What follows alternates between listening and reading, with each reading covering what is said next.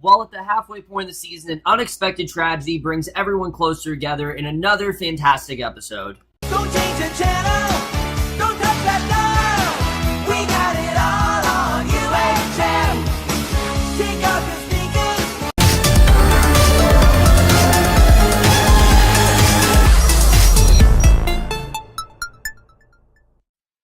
Hey guys, it's Kim for Halt, Catch Fire, Season 4, Episode 5, Nowhere Man, and I was definitely really looking forward to this episode. You guys know I've really been loving this season so far, but honestly, I didn't really know where this was going to go, because one, it's the half point of the season, so I knew something big was definitely going to happen, but also the fact that, we only have 6 episodes left of the show, and we had so many time jumps in the last episode that I didn't really know where we were going to go for the rest of this series, but I really love this episode. There was a lot of great stuff going on here, some really shocking reveals, and I have to say, a lot of stuff happened a lot quicker than I expected it to, but let's just get into this episode because I definitely do want to talk about it. So we start off and we see at Ajax, Donna is actually asking Cecil to reveal who programmed the new algorithm because she knows very well that it's probably not him, because he maintains that he wrote it with Bosworth's help and gave her a whole rehearsed description of the waiting room concept, which is essentially what you think it is. You know, you wait in a doctor's office for hours and hours. Let's do the same thing with people online. And you know, Cecil's doing a good job, but he pretty much is full of shit. You know very well he's not the one who did it. And she finds Joni playing Pilgrim at home, and Joni complains that the game is unsolvable, almost as if she doesn't want anyone to win. And yeah, I would agree with that, because as we know, Cameron wants this to be a game that challenges you, not a game that just, it's you just shooting at things and all this mindless, violent stuff. That's not what she wants. She wants a game that really makes you think, and no matter what she does, it pretty much takes her back to the beginning. So she goes on and tries to solve it, and we'll get back into that at the end of the episode, but we then see Gorn and Katie, who, they are my main problem with this episode, because as much as I do like Gorn and Katie's arc, I will admit, I think this is a very rushed storyline. We see them watching a movie after making love, and Katie invites Gordon to watch her play in the upcoming roller derby game, and Gordon proposes that he bring Joni and Haley along. You know, why not? She is pretty much going to end up being a friend of the family, and I did like seeing this, because, it is definitely better than the last girl that Gordon dated, who, was basically the complete opposite of Katie. She, ridiculed Gordon. She was just really rude to him. And again, I think that Anna Klumsky and Scoot McNairy have very good chemistry here. I'm not denying that at all, but I do think that I kind of just wanted to see these two kind of blossom into a relationship a little bit slower than we're actually seeing here. It kind of sped things up a little bit, and we see at home Joe's worries about Rover's new funding and tells Cameron that she was actually right about the importance of algorithmic searches, and he considers redirecting Comet's focus, and he asks Cameron to stop by Comet to offer her perspective, and she insists that he stick with his original vision for Comet. So immediately you're like, alright, she's definitely hiding something, and sensing attitude from her, he points out that she declined his invitation to work at Comet. I mean, she said no. He gave her the invitation, but she completely refused, and to move in with him, she also said no to that, and she leaves to spend the night in the Airstream, and Joe says he's been really understanding with her and beyond patient, and she says she didn't know that they were running a tab, and then leaves, and he goes to the kitchen, throws the wok onto the floor in frustration, and again, this just really shows the problem with these two. Joe, again, he's too focused on work. Cameron is just not good with maintaining healthy relationships, and we definitely do see that throughout this episode, that every time it seems like something good is happening for her, she finds a way to ruin it, and that's kind of the fatal flaw in their relationship here, and you know very well that Cameron is probably keeping something from Joe here. So Cameron then wakes up in her trailer the next morning, and Joe shows Gordon Rover's brilliant browser update, which actually produces both accurate results and outlier results, and he insists that they expand their coding team and hire analysts and statisticians, sorry, I can't say that word, statistics-shians, something like that, and Gordon tells Joe to relax.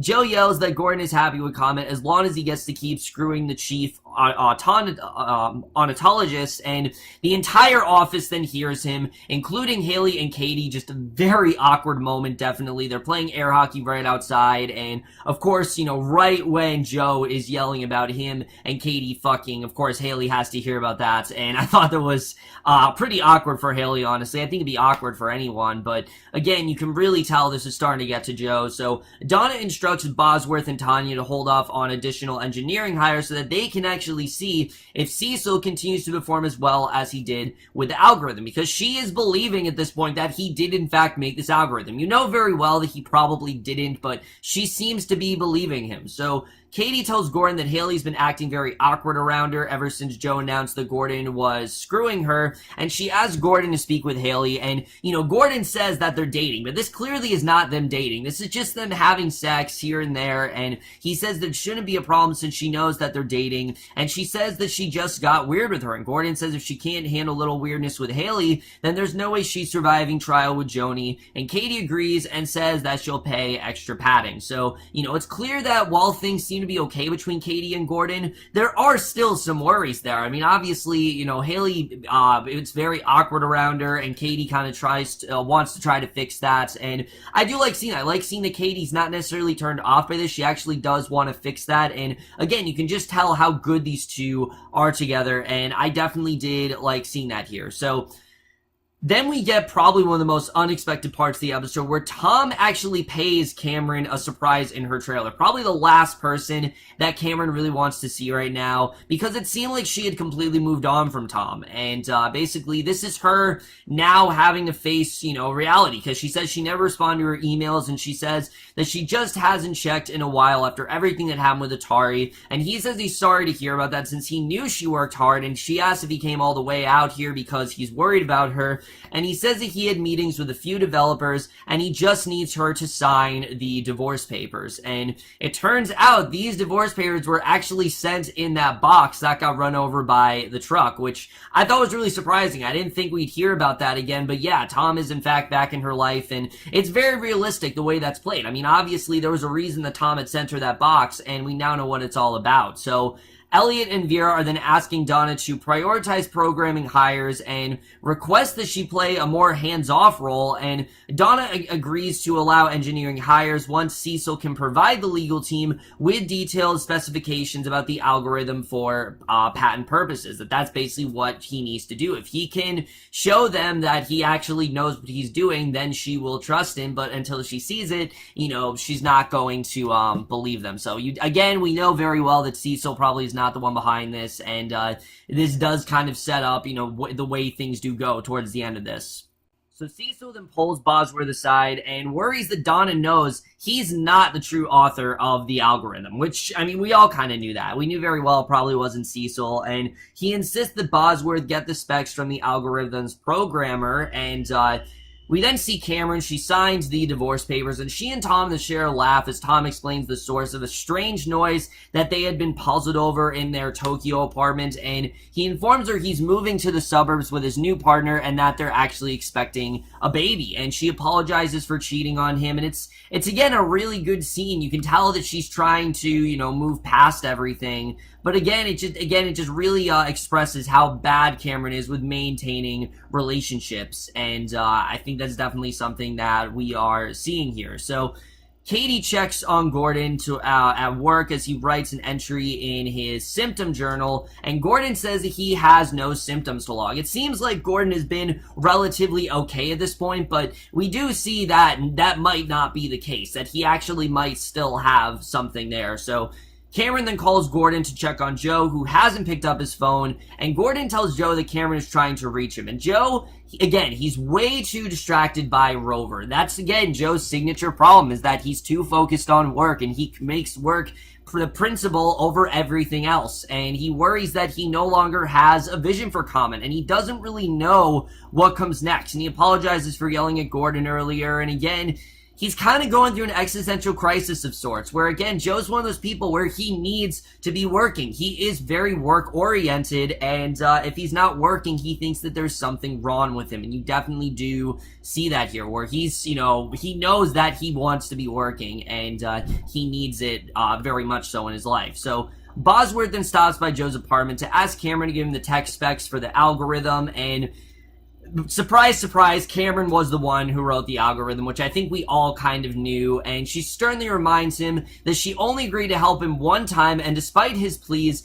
actually sends him away. That, she's not going to help him again. This was just kind of a one-time thing, and she only did it to get him out of this debt. That's the only reason she did it. She's not working for Rover, and it makes sense. I mean, Cameron and Donna, there's no way those two are ever going to work together again. They had such a bad working environment. If you remember, they voted her out completely, and because of that, Cameron's just not gonna forgive Donna for that. That's just kind of how it's gonna be. They're both trying to move on. Cameron's trying to move on from everything that went down with Atari and things like that, and she's not interested in working at Rover. We can definitely see that, and I did like seeing the scene that, while she is trying to help Boz, it was again more from a friend perspective than it was from, a colleague perspective. She just kind of did it for a one-time thing, but Boz clearly needs her for more than that, and we definitely do see that here.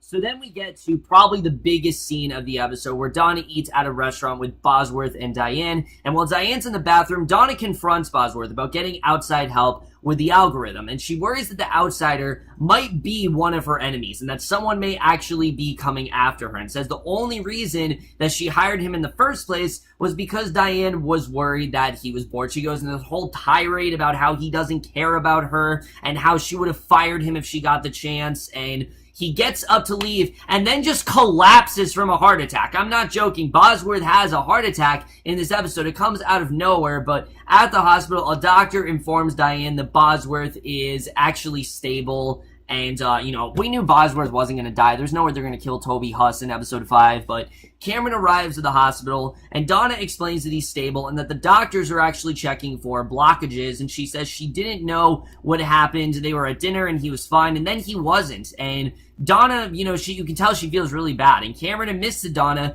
that she also exchanged harsh words with Bosworth that day, and she says she can't blame herself for this, and asks her what the fight was about, and quickly realizes that, holy shit, Cameron is actually the one who wrote the algorithm, which again isn't really a surprise. I don't know why the show is acting like it's this big deal, because I think we all kind of knew, but you can tell that Donna, she really couldn't pick up on that, and she realized that she did, and Joe arrives and comforts Cameron, and she goes to check on Bosworth, and Donna then orders Cameron to stay out of her life and her business. She wants nothing to do with her. She's just causing her more problems, and basically she just wants her out. So at home, Joni and Katie are then listening to PJ Harvey on shared headphones, and Haley then watches them and abruptly leaves the room, and Joni then goes after her. So obviously, it's awkward for Haley to see Joni bonding with the person that's, banging her father. It's just weird for her to see, but Katie goes to Gorn and asks what he's listening to, and I really love this scene because he says that stress exacerbates his systems, and this really calms him down, and it's just him talking to really remind himself that things aren't so bad, and she says that they should all do that, and she asks him if there's a pattern to his symptoms, and he explains that a few years back he got really nuts about it, and he put everything into a spreadsheet, and at the end of each week, and then his friend Gabe built a statistical analysis of his systems, and failed to show any patterns, and he apologizes for before. She says not to be sorry and says that she was happy to spend time with Joni, and he thanks her for the night and says he appreciates it, and he feebly gets up and ends the evening early. And I really didn't understand this. Like, why does he not want things to work out with Katie? Why is he kind of shutting her down here?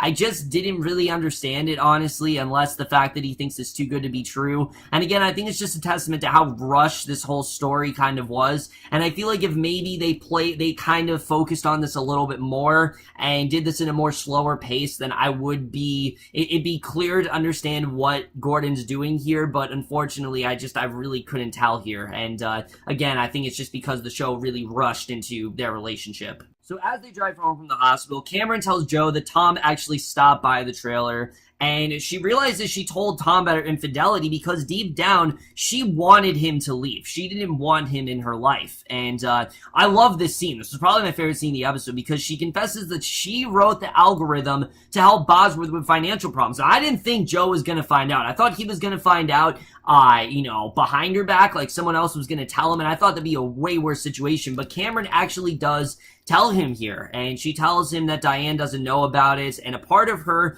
really just wants wanted to see if she could actually do it, if she could really do something that helped out Rover, especially after her unsuccessful business with Atari. That obviously didn't work. She was really trying to see if she could do something, and Joe asks why she's telling him, and she says it's because she loves him. And I think that is true. I think Cameron truly does love Joe, but it's just hard for her to maintain this relationship, and I think she kind of wants this one to work. So I think we're definitely seeing that. So Donna then calls Gordon, asks him if Haley needs her bio book for the weekend. Gordon says he doesn't know, but he'll have her call her in the morning. And Donna says the comment has been good for her, and he agrees. And she says she's really growing into her skin. And he says he's glad she sees it too. And she's such a different person there. And she says she knows it's been complicated with Rover. And he tells her it's fine. And she says that tonight was really hard, and worries that she actually might have caused Bosworth's heart attack. And Gordon again informs her that something that she also didn't know, that Bosworth is $300,000 in debts, and she reels her the revelation of Bosworth's ulterior motives, realizing that no, it wasn't because he was bored. He actually was in real financial trouble. And I do think this is kind of going to help Donna and Bosworth's relationship, maybe mend that relationship a bit, but we'll have to see the way that turns out. But then we get to the ending here, and I love the way this ending was done. Donna's playing Pilgrim, she's solving a succession of riddles, and the game is really mesmerizing her. She's seeing how unbeatable this thing is and how challenging it really is. And I don't know if this is kind of setting up that maybe Donna's going to make something like Pilgrim, but maybe that's where this is going. We see Haley's listening to PJ Harvey in bed, and Gordon is throwing all of his symptom journals in the fireplace, seeming like he's trying to move on from it all, and that is the way that this episode ends. So overall, guys, like I said, a lot of great stuff going on here. Let's first talk about everything going on with Donna and Bosworth, because I think that was definitely some of the biggest stuff of the episode.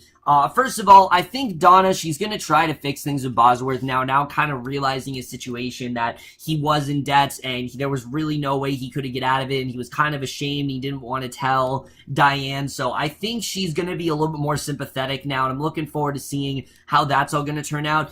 As far as Pilgrim goes, though, I think that Donna, we can see she's fascinated by it.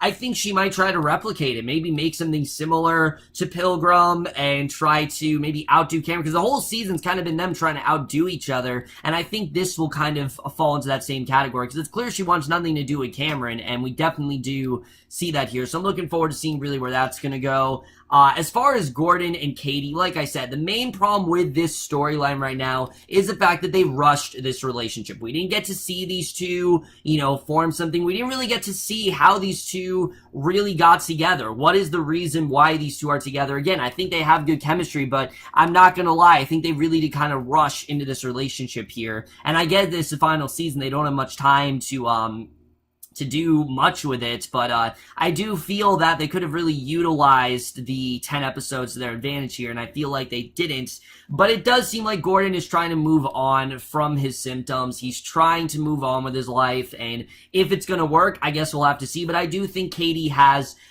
brought up a lot of things that he's kind of been ignoring, and I think we're definitely seeing that here. As far as Cameron and Joe, it's a little bit complicated, because I think for Cameron, she wants a victory after the success of Pilgrim, which, is not going to be successful because of her. It's going to be successful because of all the people who are going to retool it, and she obviously is not happy about that. So coming off the heels of that sort of failure for her, she wants a personal victory, and I think that's really why she helped out Boz with the algorithm, not just because she was helping out a friend, but also because she just wanted to know if she could really do it, and she saw that she could, and now that she can, she kind of wants to move on. I think she genuinely does love Joe. I think when she tells him I love you, I think she definitely does mean that, and I think that this might be the first relationship she might actually try to, maintain. It might actually go somewhere, but again, they both have to put in that work, and I think Joe, he's just too focused on the work and everything, and I think if they focus on their relationship,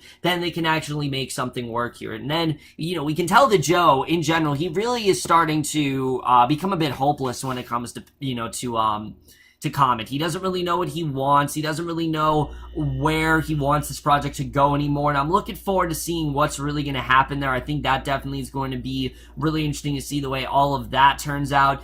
And then, you know, as far as the algorithm, I'm surprised by how many people actually know about the algorithm. But again, I get it. It's the final season. There's not really a ton of time for them to hide this thing and, you know, for this to kind of linger on. So I think it makes sense that, you know, Joe now knows, Donna knows. The only person who doesn't really know is Diane, and I think we're gonna get that very soon when Boz does confess to Diane what he's really going through. How she's gonna react, I don't really know. I do think that these two genuinely do love each other, but there was a moment in the episode where someone referred to her as Mrs. Bosworth, and she was not happy with that, so I don't really know if that's just her being like, oh, it's because we're not married, or if she genuinely does not want to marry Bosworth, but we'll have to see the way that really does turn out. Overall, guys, I definitely really did love this episode. Like I said, besides the Katie and Gordon relationship, which I do feel is kind of rushed, and a few of the plot points I think were kind of rushed as well, I still really did love this one. I am going to give Halt and Catch Fire Season 4, Episode 5, Nowhere Man, a B+.